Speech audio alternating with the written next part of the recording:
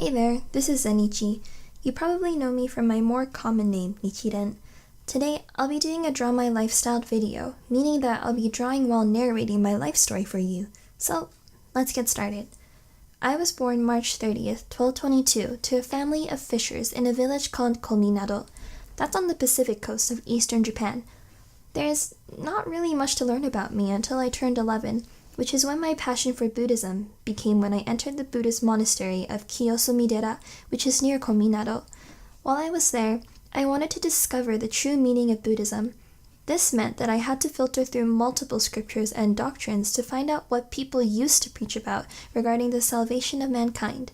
So, I conducted thorough studies of the existing Buddhist schools around Japan. In 1233, I went to Kamakura where I learned about something called Amidism. The main idea of Amidism was a salvation through the invocation of Amida. Amida was the Buddha of infinite compassion under the guidance of a renowned master. But that didn't really make much sense to me, so I journeyed on and learned about Zen Buddhism. Zen Buddhism was really popular in Kamakura and Kyoto at the time. I also went to Mount Koya and Nara, but again, found nothing that spoke to me. One day, I realized all of the Buddhist doctrines I learned about were only stepping stones towards what's now known as the Lotus Sutra. I was so excited and thrilled at this discovery, I wanted to share it with everyone at other Buddhist schools. I thought everyone else would be excited too, but I was so wrong. When I told them, I started from the beginning, where my journey began in Kiyosumi-dera during spring of 1253. I told my fellow monks and previous master about my newfound belief. I also told them how all other forms of Buddhism were wrong. They were leading people in the wrong direction. However, no one believed me. Instead, they rejected me and my beliefs. In fact, they were furious. They were so angry I could tell that they wanted me dead. And well, I had no choice but to run away. While I was exiled, I lived in a tiny hut in Kamakura.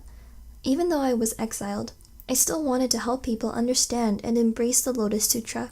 So, I used to preach my doctrine at the busiest places in the city. I could have stopped there, but I felt like I needed everyone to know they were being fooled, so I started criticizing the other doctrines. Unfortunately, the Buddhist institutions and authorities found out what I was doing. They obviously didn't like it, so they persecuted me. When they made that decision, I was in disbelief. At that time, I thought only people from my hometown were that ignorant. I never expected people from all around the nation to be that stupid. I mean, continuing to support those false notions about Buddhism were the only sole cause of Japan's terrible state. So why wouldn't anyone listen to me? I was trying to save the country. If people were willing to just see things the way that I did, then Japan would be saved from all of the terrible things it was suffering from. If people didn't see things my way, then the country would be doomed. I was almost 100% sure we would be attacked eventually by some foreign power. Well, shortly after my prophecy, Japan really was attacked by the Mongols in 1260. They already conquered China, yet they decided to come to Japan with these outrageous demands. They wanted us to become the new tributary nation to their Mongol dynasty. I mean, can you believe it? Anyways, the government eventually tried to have me executed for my beliefs, and also for rejecting other Buddhist views in such an extreme manner. They were going to cut my head off, but a bolt of thunder hit the executioner's sword, and it snapped into 3 pieces. The sword flew out of the executioner's hand, and I was saved. I felt so relieved and lucky. Even though I wasn't executed, I did die later on. To be exact, I died in Ikegami on November 14th, 1282. And to be clear, I didn't die because I tried to show Japan the truth about Buddhism.